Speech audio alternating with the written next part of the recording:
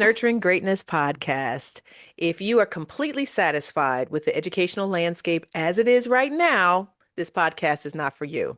But if you are ready for change and motivated to disrupt the current system, then we want you to keep listening. This podcast will explore what it truly means to cultivate brilliance in ourselves, in our students, and in the systems that we lead. I'm Dr. Tonya Breland. And I'm Dr. Erika Leak. And together, through the Nurturing Greatness movement, we're committed to high expectations, asset-based leadership, and creating environments where every learner is seen, challenged, and affirmed.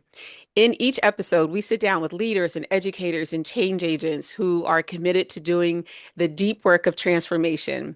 Today's guest fits all three: leader, educator, and a change agent. None other than the one and only Baruti Kafele, who we all know as Principal Kafele.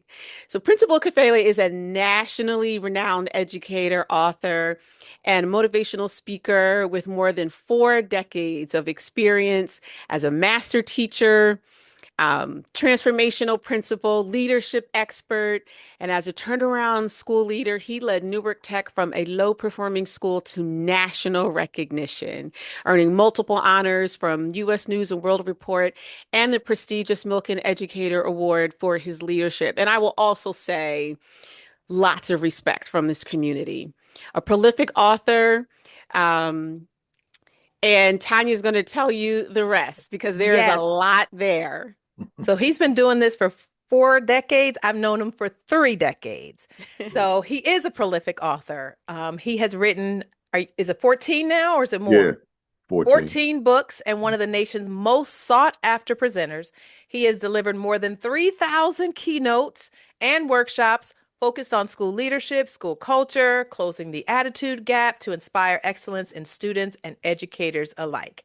So we are so excited to have Principal Kafele, Yes, our we are. friend, our brother.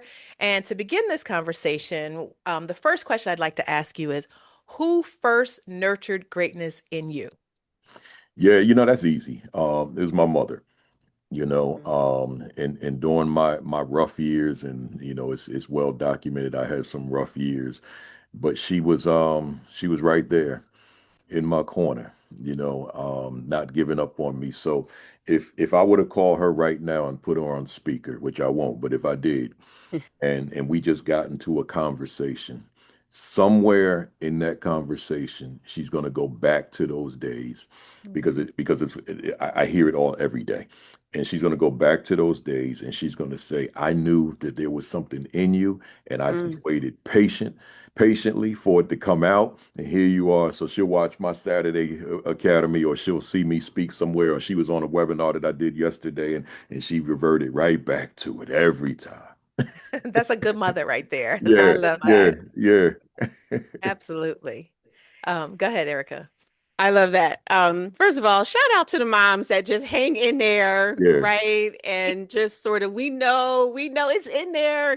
And we just love our kids until they come out. Like, just That's shout out to right. the moms that do that. And, we don't give up on our babies. So, right. so thank you, Mrs. Kafele. That's Mrs. Cushney. Thank Ah. you. Thank you. Thank you.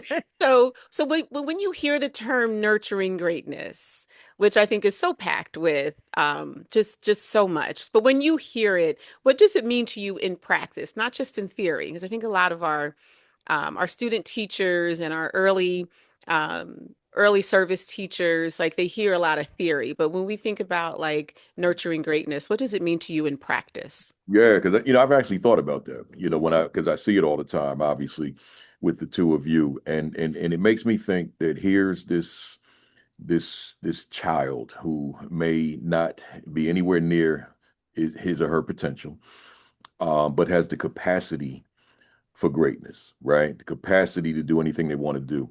So here's this language nurturing greatness, right? So now I'm growing it. I'm developing it. I'm breathing life into it. Hmm.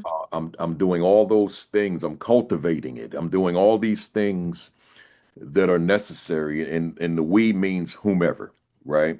Mm. The village, if you will, but just doing all these things to take this innocent child to a point where he or she reaches fruition as to whatever that may be. And that's, when I hear that, when I see that, nurturing greatness, that's what it is. It's the village approach, and clearly the school is a part of that village, the parent is part of that village, community folk, mentors, all those folks are part of that nurturing greatness that we're looking for.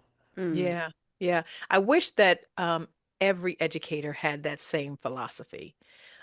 Because then the little Barutis who were struggling wouldn't probably not have had to struggle Right.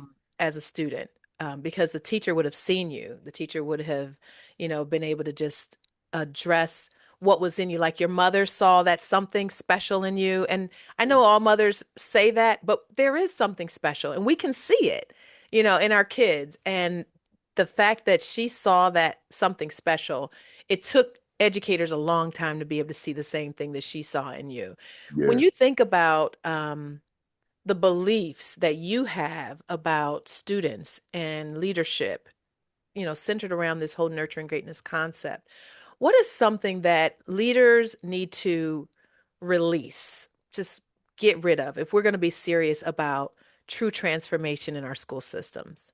Yeah. The release of one thinking of themselves as an administrator in the truest sense of what that word means. Because when you talk about nurturing greatness, that's it's not it doesn't correspond with that phraseology, that administrator, right? It's something very different. Like if I'm an administrator, that means I'm dealing with a lot of paper. I'm probably engaged in a lot of meetings, right? And doing a whole lot of other stuff that has nothing to do with nurturing greatness, nurturing a child into his or her own greatness, right? It's Right. something different. So there's a need for administrator, but I don't want to be that during the hours that children are in the building. Mm. Before school, yeah, let me be that guy. After school, yeah, let me be that guy. But Mhm. while they're there, I want to be something very different. Yeah, I like that. I really do, because I don't think a lot of leaders think that way. And they're not as engaged. We've been in buildings where we see leaders stuck in offices all day long Yeah, and they're not out and about. The kids only know them if they get in trouble. yeah, Or they kind of have an idea, oh yeah, that's the one, but they don't really know who those leaders are. And that's so right. how then can those students really be able to feel seen by the person that is leading their school or leading their district even? Yeah, I think that makes it really difficult for them. that's right. They're not going to be seen by them. And, Right. and and now when that leader is in the hallways and sees children, the best they can say is, "Hey, hello, sir. Hello, young Right. lady." You Right. don't really know them, Right. right? They're just Exactly. students in your school, but you don't have a connection with them. You don't have Right. a relationship with them. It's just, Right. you have students. So, hey, sir, Right. Right. morning to you. Exactly. Exactly. I used to sit in the lunchroom with my kids. I literally would Yeah, sit at the table with them and just talk to them, just, right. and try to remember their names, because they Yep. weren't frequent flyers to my office. So I was like, okay, all right, your name starts with a D. Like, what is it? Yeah, I'm literally trying to just get to know them and who they were and what they enjoyed doing and talking about. And their conversations were interesting. Yeah, Yeah, absolutely. Absolutely. And when they feel comfortable with you, they'll disclose a lot. right. Yeah, yeah, because Exactly. you become a part of them. I Right. used to go and buy a student lunch for myself and sit at their tables and eat the same thing they were eating and have some rich conversations. I would even Mm. go in and serve lunch, Yeah, or I yeah. would sweep or whatever, like because I just wanted them to know that like I'm not like some person up here, Hmm. I'm right here with you, like Yeah. experiencing. And I remember the first year, the lunch lady saying, "What are you doing? What are you doing?" And I'm like, "I'm just being right. I'm just serving. I'm serving right alongside you." Like, Yeah. and it was awkward because nobody had ever done that before. But for me, it was like, listen, let's connect. I want to connect with you because you're the one that is serving our kids every day. So I want to connect with you and I want to connect with the kids. And I don't want them to see me as some untouchable, unreachable leader that they can't relate to. Love it. Love it. Yeah, my brother is he's a principal in a high school now, but he was a principal in elementary school. And he was telling me this story about it was picture day. And there was a little girl whose hair was just like not done, a little African American girl. And so he said, "Come here, sweetie. Like just come here." I mean, he's got two daughters himself. So he kind of fixed her hair, and he said the teacher was just sort of like, who was a white woman, just like looking at him like, I can't Mm, believe you're doing this. He's come here, yeah, he said, somebody get me a brush. He got a brush and did her hair and whatever he did. And he was like, okay, now we're ready. And I just thought, what a powerful moment yeah, for not just absolutely. her, but the students and also the teacher, just to sort of like one, like show the humanity in this moment. Because I have three daughters, and there have been picture days when they came home. I'm not buying this picture, okay? Like, we gotta set that back. But I've always wondered, like, didn't anybody see that her hair was messed up, or didn't anybody see this? And I think when it's like, I think there's an expectation there, Yeah, that that we're going to treat these kids like they're our own. Like this is my baby taking a picture here, and I know what I'd like to see, and I'm not going to let you go forward with this, yeah, with yeah. in this moment. So, but speaking of high expectations, like, what do you think that looks like without harm? Because sometimes there's this narrative out there that if the expectations are too high, or if the expectations are sort of out of the realm of whatever this child's capacity or ability is, that we might actually be setting them up for some harm or some failure or some injury. So, what do you think high expectations look like without harm? Yeah, well, I mean that begs the question of equity. Because yeah, if it's a universal high expectation, then it probably is harmful because we're expecting things and bypassing the development of young people, right? We're developing at different levels. And it's not just academically, it's anything, a musical instrument, athletics, whatever. So I don't want to expect the same thing of everybody in the room. I may have certain universal goals that we're going to achieve. But in terms of the process of getting there, that's where the equity is, right? So I want to, I always say I want to meet you where you are as you are, and then we'll work from there. But if I'm in a classroom, if I'm subjected to a classroom, subjected to a teacher who has this standard, and but young people are at all different levels, then yeah, that could be harmful for me because developmentally I'm not just where you want me to be. And I tell you, that doesn't just apply to children. That's me at 65 in real time when I'm in certain spaces. Mhm. No, but now I'm at an age where, as an adult, and I don't want to say when I turned 65, since I've been an adult, the latter part of it anyway, that I don't mind telling people, like Principal Kafele's in the room, so there's certain expectation. But I'm at a point in my life, hey y'all got this. I can't do this. I can't keep up with you. Like, let me give you a perfect example. Breakout sessions at a conference. So Hmm. I'll go to a breakout session. I may be a presenter, but I'm not going to leave, right? So I'll go to the breakout session, and they'll give us an assignment, right? As adults, as practitioners, and I know I can't do it, right? But that's the guy that just did the keynote. That's the mind. It's got to be the mindset. No one said that, but I just have to assume because you saw me a few minutes ago doing the keynote, so now I must have some level of intelligence, right? So now I come into the breakout room. I don't know what they're talking about, man. So now I just tell them, I'm like, yo, I'll be on this, and you all solve what you're doing, and I'll join you a little right when you're done, because even at the Nurturing Greatness conference, right? Principal, we used to call it Principal Rockman was doing something. I ain't know. And I told them, y'all got this, right? But now let's take that and apply it to the classroom. That kid's sitting there like younger Kafele, like, yo, I'm dumb, man. That's for the Mm. smart kids. I can't do this. Now it's just I know my strengths, I know my weaknesses, I know my deficiencies, and I'm good with it. It doesn't mean I can't learn, but I wasn't trying to learn in that short space of time.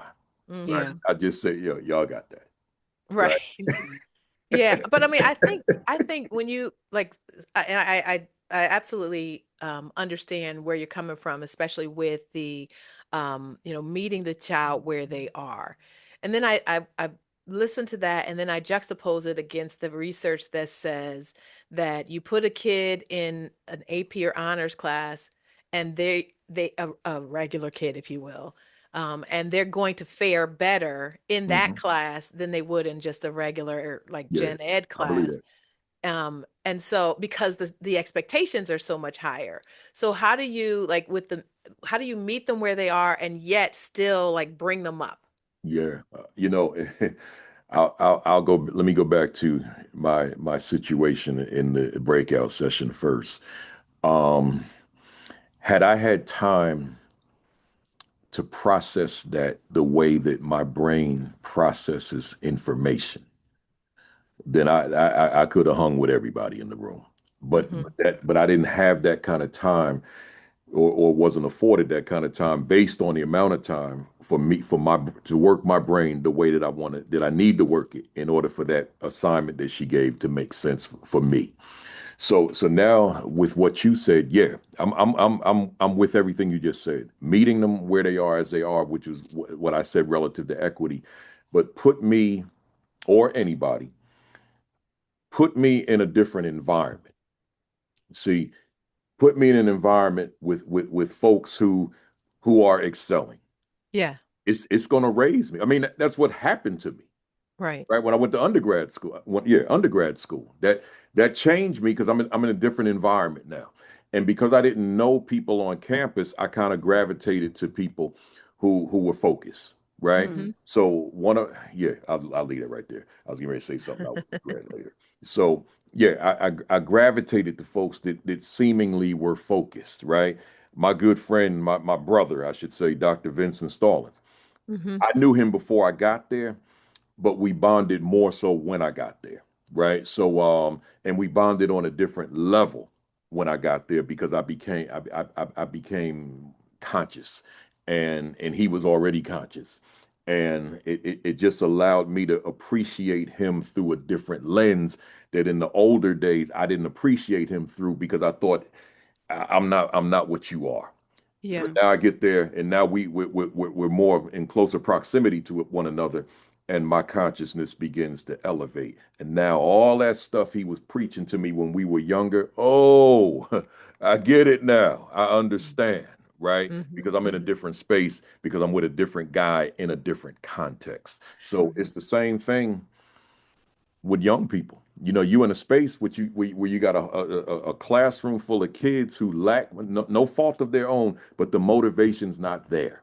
I Yeah. don't see the significance of being in this room. I don't see the significance of this teacher, etc. Well, I may find myself conforming to that culture in the room, that mentality in the room. You put me in a different classroom, and kids have a different mindset, and kids are a lot more focused for whatever the reason. Hmm.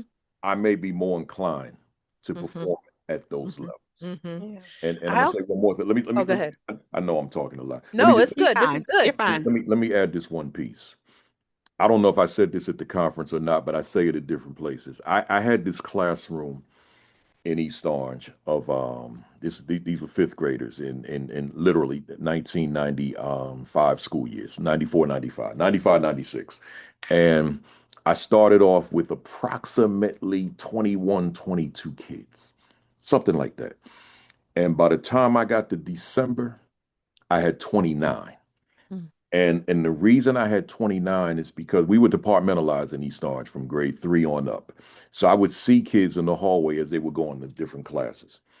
And I would see certain kids and I say, man, that's not the room for that kid.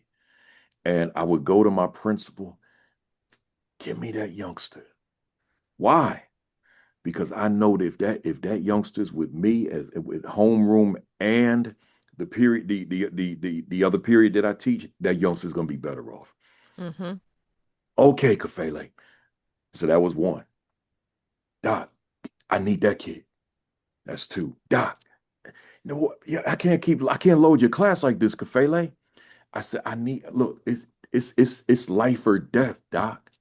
It has lifelong implications. I'm like 30, Right. what was Right. I, like 33, 34 years old at the time.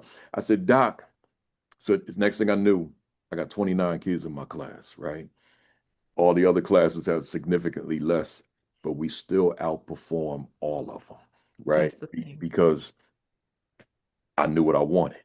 Right. And I said to them kids, they didn't know me. They knew who I was, obviously, but they didn't know me. But I said, look, I know you're too young to understand this. I need you in my class, and I'm gonna make that happen. No, Mm-hmm. none of them fought me though, which was a good thing. But the crazy thing, and then I'm gonna stop. I posted a picture on Facebook about 2 weeks ago of that class. Man, all them kids jumped on that thread, and I don't even see them most. They 40 Wow. now. I don't even see them most of the time on Facebook. But somehow, I guess they started talking to each other because I guess a lot of them are still friends. And they're like, "You were the best teacher I ever had. Wow. You brought me in your classroom because they know. But yeah. So the expectation was different in there. Right. The And Hmm. aesthetic of the that's the room was key. different. It Yeah. is. Their That's Yeah. the pictures were key. all over the walls. Hmm. Hmm. So it just their awards were all over the walls. Their work was all over the walls. And then of course the historical figures all over the walls and so many more.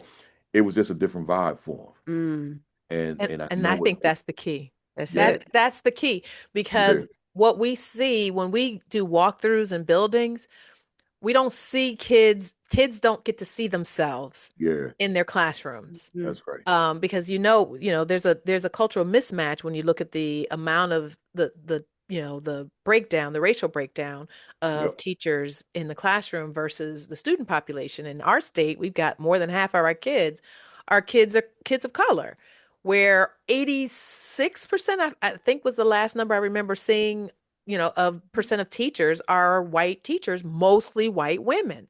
yeah, So if the kids walk in the classroom, they don't see themselves and the teacher can't relate to them like what I'm sure you were able to do when you said, "Hey, I want yeah, this kid in my room." yeah. Then those children, they're now in an entirely different environment. So, Yeah. when we're talking about Entirely. like this system of like how do we create a nurturing greatness system, it can't look like the traditional classroom. It Yeah. can't. It can't. Can't do it. Let me show you one more thing. Because by the time they got to me, I had already been a published author. I was self-published. I had written 3 books. That's okay. I've written three. They got to write a book. So Mm. the 7 principles of Kwanzaa says Mm. the importance, their importance, making them a part of me, making them work in my community. Essays of the 5th grade students at Ashland School. So Wow. every one of those students has a page in this book that we published. We did it every year. Umoja, Kuji Mm. Chagalia. I love My it. history and So culture powerful. are extremely important to me. Every student is in here. They So I post know these who they pictures are. on Kwanzaa. And when I do, them kids come out of the woodwork again. Hey, Mr. Kafele, you got a copy? Because I Hmm. lost mine. I'm like, man, I got one copy per grade level. I can make you a copy of your essay. And that's what I Right. do. And then I'll send them a copy of their essay, Right. That is Right. that Yeah. is so powerful. I Yeah. also just love the concept of an invitation to class, right? Yeah. Like inviting, like, can you imagine like a teacher actually inviting you, like, I want you here. Yeah. I want you to be here. Yep. Like Right. imagine what that Right. does for a kid who may have not have experienced success. Like what is Right. happening in these other classrooms where the teacher would really rather not, right? Right. Like just that the it's so powerful just to be invited, just to be And then it's invited, And then it's you this know? black man, this Yeah, that's approaching them with a suit on, right? yeah, My jacket might be in the class, but shirt and tie.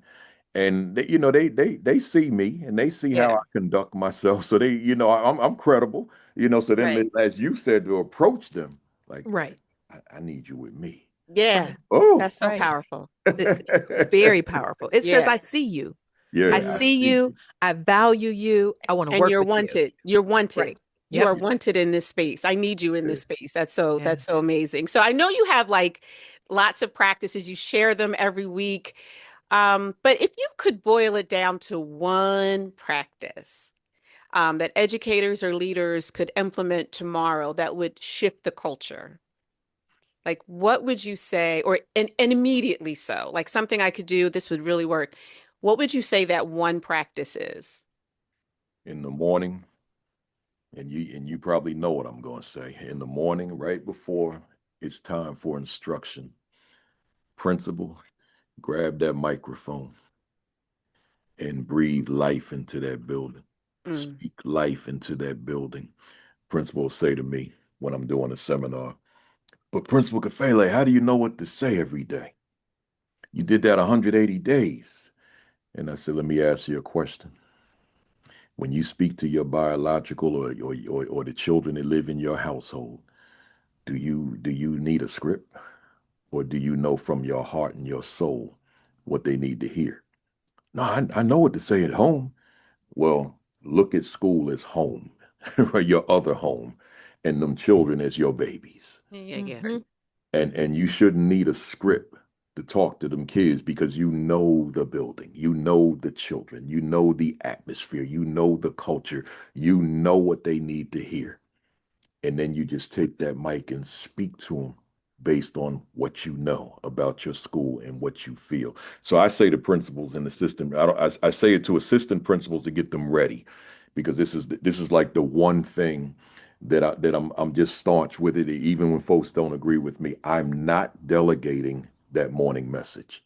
No head coach is going to delegate to the assistant coach to give the athletes that final message before they walk out onto the field, the court, the diamond, and the ice. Right? That's for the head coach. So I say, assistant principal, I'm gonna give you opportunity to speak to the school, but not to launch today. Right? And so to launch today, I just say to principal, your message matters. However, and this is a huge however, if you if you don't matter, your message doesn't matter. Yep. Mm, You have to be able to position yourself in a way that your students say, I want to hear from this person, Yep. right? I want to hear from you.